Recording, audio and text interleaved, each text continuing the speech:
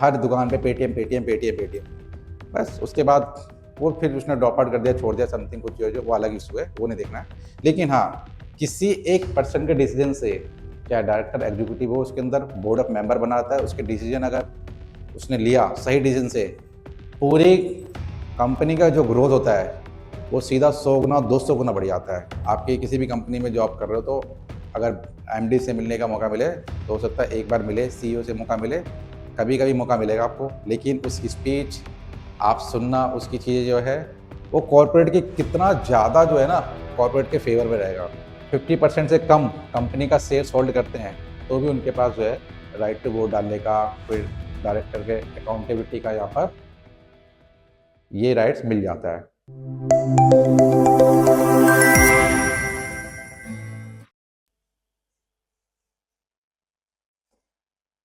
तो ये भी क्या है, कॉर्पोरेट गवर्नेंस का पार्ट है ये। ठीक है, अभी हमने पिलर देखा ना, उसका एक पार्ट है ये। तो पीपल को किस तरह से एंगेज करना चाहिए, उसका पर्पस क्या होना चाहिए, कोऑर्डिनेटर होना चाहिए उनका, अपने एम्प्लॉय को कैसे वो हायर कर रहे हैं, उनको क्या फैसिलिटी प्रोवाइड कर रहे हैं। कहीं कहीं तो बंधुआ मजदूर बना देते हैं, जबरदस्ती काम करवा के देंगे तुमसे, जैसे बीपीओ सेक्टर में, कॉल सेंटर में, वहां तो जबरदस्ती आप पे बैठाएंगे और कॉल भी कराएंगे। तो ये कॉर्पोरेट गवर्नेंस फिर ऐसे रन नहीं करते, फिर हायरिंग चलती रहती है, छोड़ते रहते हैं। ठीक है, तो अकाउंटेबिलिटी की बात कर ली हमने, ट्रांसपेरेंसी होनी चाहिए। ठीक है, प्रिंसिपल कहीं ना कहीं जो कंपनी का ऑपरेशंस, फाइनेंशियल रिपोर्टिंग की बात करें, अदर एक्टिविटीज का होना चाहिए, ये सारे क्या होना चाहिए, ट्रांसपेरेंसी होनी चाहिए यहाँ पर। ठीक है, ऑडिट ऑडिट होना चाहिए यहाँ पर। तो ये सारी चीज़ें देखने को होना चाहिए, राइट। फेयरनेस की बात होनी चाहिए यहाँ पर, company should treat all stakeholders को, भाई यहाँ पर जो है स्पेशली जो है माइनॉरिटी शेयर होल्डर है उनको थोड़ा सा इक्वल जस्टिस दे। ठीक है, उनकी प्रोटेक्शन की बात करें, तभी तो फेयर प्लेइंग फील्ड होगा, राइट। बड़े बड़े जो स्टेक होल्डर्स है वो तो बच जाते हैं, आराम से निकल जाते हैं, उनका पैसा बहुत रहता है, उनको घाटे में कोई दिक्कत नहीं है। लेकिन एक स्मॉल स्मॉल मेरे और आपके ऐसे अगर शेयर होल्डर्स होंगे तो बड़ी दिक्कत हो जाएगी वहाँ पर। एक बार पैसा गया तो हम रोड पे आ जाएंगे फिर ऐसे, राइट। रेस्पॉन्सिबिलिटी की बात करनी चाहिए, यहाँ पे डायरेक्टर हो या एग्जीक्यूटिव हो, इनकी रेस्पॉन्सिबिलिटी देगी, क्या एक्शन लेते हैं, क्या डिसीजन लेते हैं, कंपनी के लिए क्या बेनिफिट है। इसका एक बड़ा अच्छा जो डिसीजन था जो पेटीएम वाला लिया था हमने, ठीक है, जो पेटीएम के जो फ्री कर दिया था पेटीएम वाला, तो उसने एक अच्छा डिसीजन लिया था। ठीक है, तो ऐसे ऐसे डिसीजन ले सकते हैं ताकि जो है बताए कि भाई, उसका नाम क्या था, ग्रोवर नाम था ना कुछ, निशांत, आशीष ग्रोवर नाम था क्या, असरी, हाँ असनीर, असनीर। तो तो उसी ने जो है पेटीएम के अंदर वो डिसीजन लिया यहाँ पर।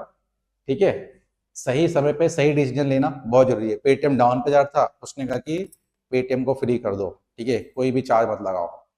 फिर देखो पेटीएम, हर दुकान पे पेटीएम पेटीएम पेटीएम पेटीएम, बस उसके बाद वो फिर उसने ड्रॉप आउट कर दिया, छोड़ दिया, समथिंग कुछ जो वो अलग इशू है, वो नहीं देखना है। लेकिन हाँ, किसी एक पर्सन के डिसीजन से, चाहे डायरेक्टर एग्जीक्यूटिव हो, उसके अंदर बोर्ड ऑफ मेंबर बनाता है, उसके डिसीजन अगर उसने लिया सही डिसीजन से, पूरी कंपनी का जो ग्रोथ होता है वो सीधा 100 गुना 200 गुना बढ़ जाता है।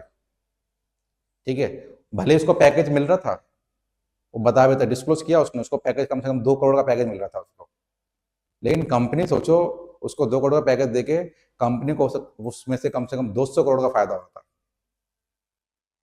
तो ये चीज बहुत इंपॉर्टेंट करता है, राइट। इंडिपेंडेंस, ठीक है, बिल्कुल सही बात है भाई। Board of director should include independent director होना चाहिए इसके अंदर, ठीक है, जो सही से डिसीजन ले सके। ठीक है, डे टू डे ऑपरेशंस के बारे में वो ऑपरेट कर सके। जैसे कि मैं भी एक आईबीएम कंपनी में जॉब कर रहा था, वहाँ पर एमडी बैठे थे, मैनेजिंग डायरेक्टर। ठीक है, तो उनसे हमारी मुलाकात होती थी, कभी कभी मुलाकात हुआ करती थी।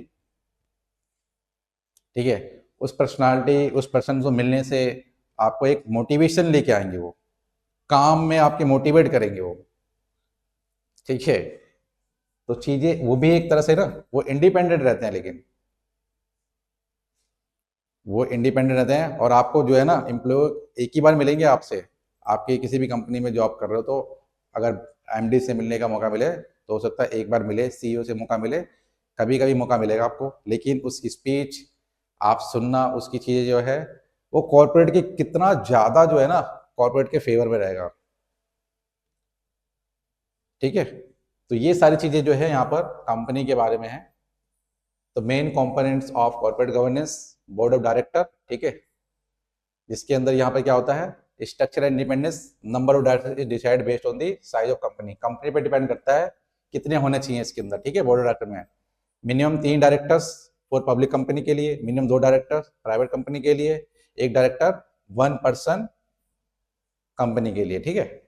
तो डिपेंड करता है यहाँ पर कि कितने कितने यहाँ पर डायरेक्टर हो सकते हैं, ठीक है, कंपनी के साइज पर डिपेंड करता है। एक company can have maximum 15 director. अब यहाँ ठीक है, यहाँ पे पॉइंट आउट कर लेना, ठीक है, मैक्सिमम कितना होगा, ठीक है। तो अब यूपी से हो सकता है कि उससे पूछे कि भाई मैक्सिमम हो सकता है 20-25, क्वेश्चन कहीं भी आ जाए तो पता होना चाहिए, बस मैक्सिमम यहाँ पॉइंट आउट कर लोगे आप कि 15 डायरेक्टर से ज्यादा नहीं होना चाहिए, ठीक है। तो at least 1 director must have resident in India for minimum इतने डेज के लिए होना चाहिए भाई, ठीक है। तो मतलब कि रिसाइडेड इतने 182 डेज के लिए जो है यहाँ पर कम से कम इतने दिन तो यहाँ पर जो है इंडिया के अंदर उसको रहना है कहीं ना कहीं ड्यूरिंग प्रीवियस ईयर। तो ये सब क्राइटेरिया डाल रखा है यहाँ पर। तो अगर क्वेश्चन यहाँ से बहुत क्वेश्चन पूछता है तो एक तरह से समझ लो कि आउटर क्वेश्चन हो जाएगा, एक तरह से बहुत ज्यादा आउटर हो जाएगा। थोड़ा बहुत आपको आइडिया क्या होना चाहिए डायरेक्टर के बारे में, कंपनी में क्वेश्चन आता है तो, ठीक है। मिनिमम कितने होने चाहिए, every company is mandatory required to appoint at least 1 women director. अब यहाँ एक चीज डाल दी यहाँ पर, 1 वुमेन डायरेक्टर जो है कम से कम हर कंपनी में एक मैंडेटरी कर दिया है। तो इस तरह से पॉइंट आउट आप कर सकते हो। इन लिस्टेड कंपनीज में at least 1/3 board should be consist of independent directors,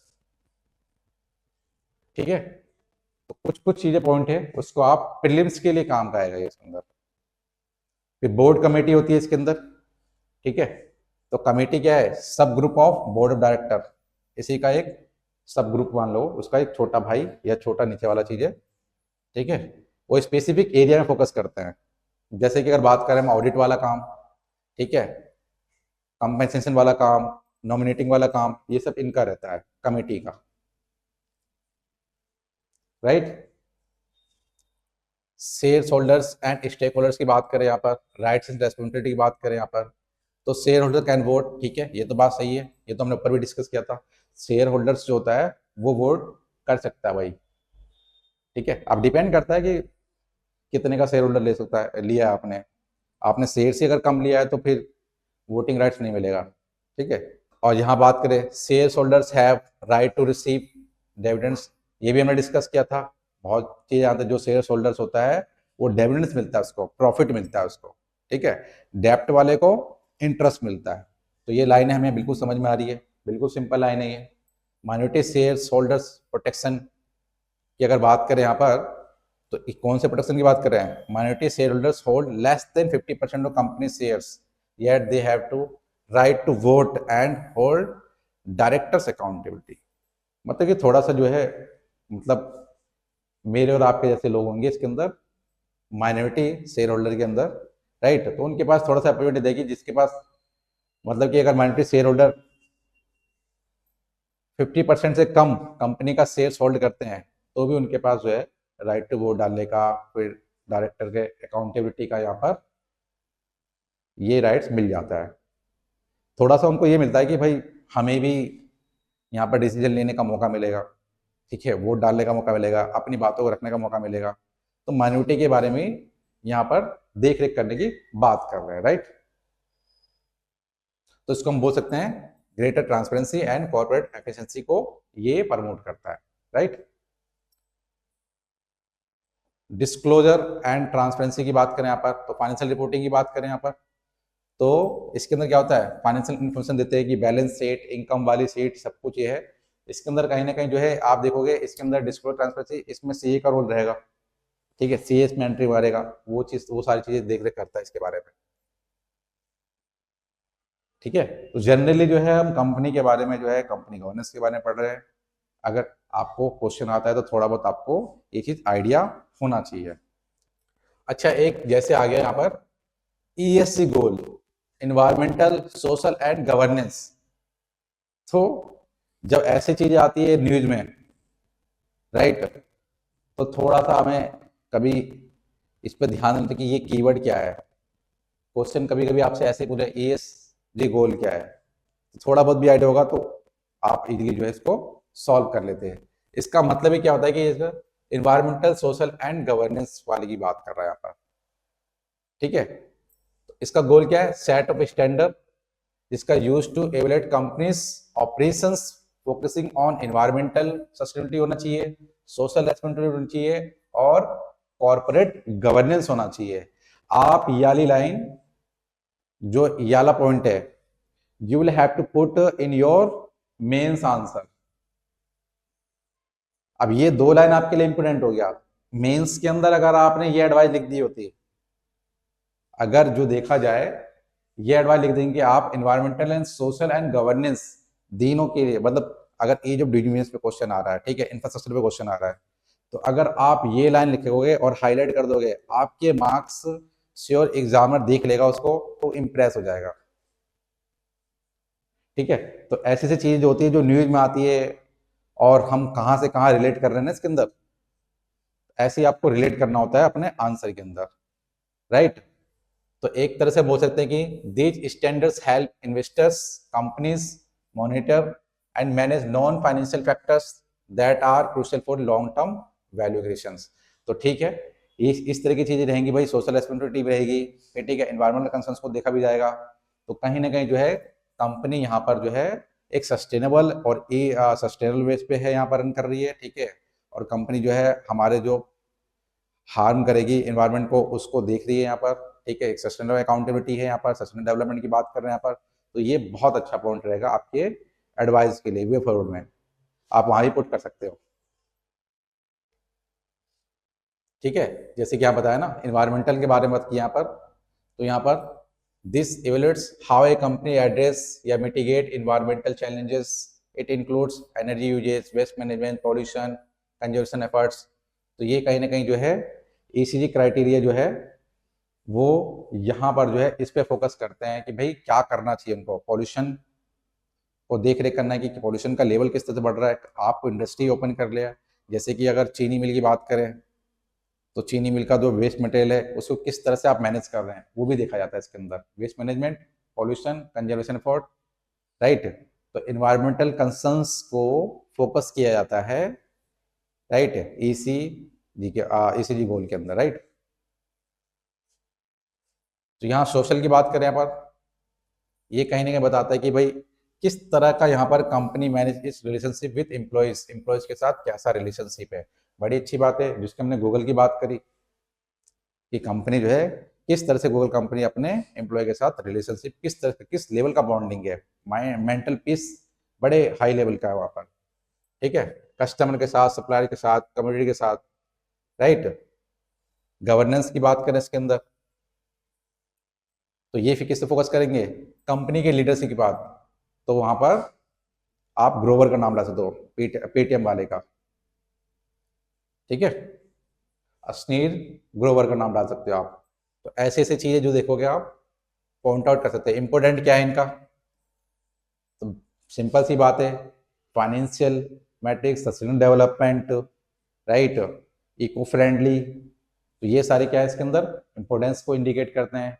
चाहे इसको पॉइंट फॉर्मेट लिख लो, चाहे आप, मैंने तो यहाँ पे ऐसे लिख दिया है, ठीक है। और आप इसके अंदर बता दो कि decision making as a priority base of the company, right. तो आप पॉइंट बेस पे अपने माइंड में सेट कर सकते हो क्या क्या इसके इंपोर्टेंट बन सकते हैं। ESG की बात करें, क्राइटेरिया एक्ट एज ए की ब्रांच की benchmark for the guiding investment decisions. तो ठीक है, एक तरह से इन्वेस्टमेंट डिसीजन का गाइडिंग के बारे में बात करता है, जहां पर investor move beyond profit maximum. और जो है ESG का मेन कंसर्न देखोगे आप तो कहीं ना कहीं सबसे ज्यादा बेनिफिट तो यहाँ मिलेगा। अगर रेस्पॉन्सिबिलिटी की बात कर रहे हैं, सोशल रेस्पॉन्सिबिलिटी की बात कर रहे हैं, यहाँ पर एनवायरमेंटल की बात कर रहे हैं यहाँ पर, ठीक है। तो ये सारी चीजें जो है किसी भी कंपनी के लिए ये क्राइटेरिया सेट कर रखा है कि आपको ये चीज करना है, ठीक है। एक गोल है, ESG वाला एक गोल है, ठीक है, इसको अचीव करना है हमें। जब भी कभी कंपनी हो, स्टैब्लिश हो, तो ESG का क्राइटेरिया मैच करना चाहिए, ठीक है। तो अब आपने देखा होगा the rise of responsible investment principle such as United Nation principle for responsible investment 2006 वाला has made ESC an integrated part of modern business strategy. तो जो आज की डेट में देख रहे हो ना मॉडर्न बिजनेस स्ट्रेटजी, राइट, उसके अंदर जो है कहीं ना कहीं ये सारी चीजें ईएससी वाला जो है इसको इम्प्लीमेंट किया जाता है। ठीक है, उससे इंस्पायर हुए, राइट, और यही चीज इम्प्लीमेंट करने की बात कर रहे हैं यहाँ पर। और ईएससी और सीएसआर के बारे में आपने सुना होगा पहले, ठीक है, वही कॉर्पोरेट सोशल रेस्पॉन्सिबिलिटी।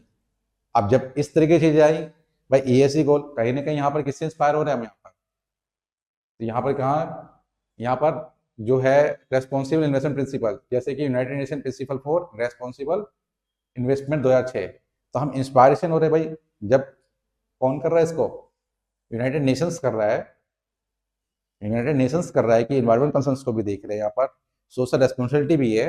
मतलब आप कंपनी बना रहे हो, ठीक है, डेवलपमेंट करो, बट आपकी कंपनी से कोई नुकसान हो रहा है, वेस्ट या वेस्ट मैनेजमेंट नहीं कर पा रहे हो आप, तब तो फिर आप क्या है इन्वायरमेंट को हार्म करोगे, और एक समय आएगा कि सिर्फ प्रॉफिट के बारे में सोचोगे, इन्वायरमेंट के बारे में नहीं सोचोगे। तो यहाँ पर जो है इन्वायरमेंट पॉल्यूशन वो एक अलग प्रॉब्लम क्रिएट करेगा, फिर सरकार पे बर्डन अलग पड़ेगा। तो सरकार पहले से अलर्ट रहेगी कि ईएससी वाला जो है क्राइटेरिया इनको फॉलो करना चाहिए, ठीक है, और इसीलिए प्रमोशन की बात करते हैं यहाँ पर इस तरह की स्ट्रेटजी। तो आप ईएससी गोल जो है कहीं भी जो है किसी भी आंसर है, बहुत सारे आंसर में जो है ना ये पुट कर सकते हैं, ठीक है। और एक कीवर्ड आपने हमेशा सुना होगा, अक्सर जो भी है आपके न्यूज में भी आता है और आपने पढ़ा भी होगा यहाँ पर, corporate social responsibility. Corporate social responsibility. तो अब इसके अंदर क्या होता है, ये जो है एससीजी का एक इंटीग्रल पार्ट हो सकते हैं, ठीक है। उसके बाद का जो प्रोसेस देखेंगे हम यहाँ पर, कॉर्पोरेट सोशल रेस्पॉन्सिबिलिटी मतलब एक अलग ही बना दिया, सोशल रेस्पॉन्सिबिलिटी एक अलग बना दिया कि भाई जो भी कॉर्पोरेट है उसकी कुछ ना, आपने जैसे अब मैं और जैसे आप हो, हम लोग सोच रहे कि चलो ठीक है, चलो आज चलते हैं हम यूपी के अंदर जो है वहां पर एक कंपनी स्टैब्लिश करते हैं, और यूपी में कंपनी स्टैब्लिश किया और वहां से हम प्रॉफिट करेंगे और बहुत अच्छा गेन कर रहे हैं हम लोग। तो ये हमारी रिस्पॉन्सिबिलिटी बनती है कि हम उस एरिया से, जहां से हमने लिया उस एरिया से हमने प्रॉफिट लिया, उस जगह से लिया, ठीक है, उस स्टेट से लिया, तो ये कॉर्पोरेट की और हमारी रेस्पॉन्सिबिलिटी बनती है कि हम जो है वहाँ के सोशल वेलफेयर के लिए कुछ ना कुछ करें, मतलब समाज के कल्याण की बात कुछ ना कुछ करें, अपने वैसे कुछ हिस्सा जो है उसको भी दे दें, क्योंकि हमने वहाँ के रिसोर्स यूज किए, वहाँ का एनवायरनमेंट पे कुछ ना कुछ तो असर पड़ा होगा, राइट। तो ये बन जाता है, यहाँ पर बना दिया यहाँ पर कॉर्पोरेट सोशल रेस्पॉन्सिबिलिटी। ये इसलिए जो है आप देखोगे 2% का रखा भी,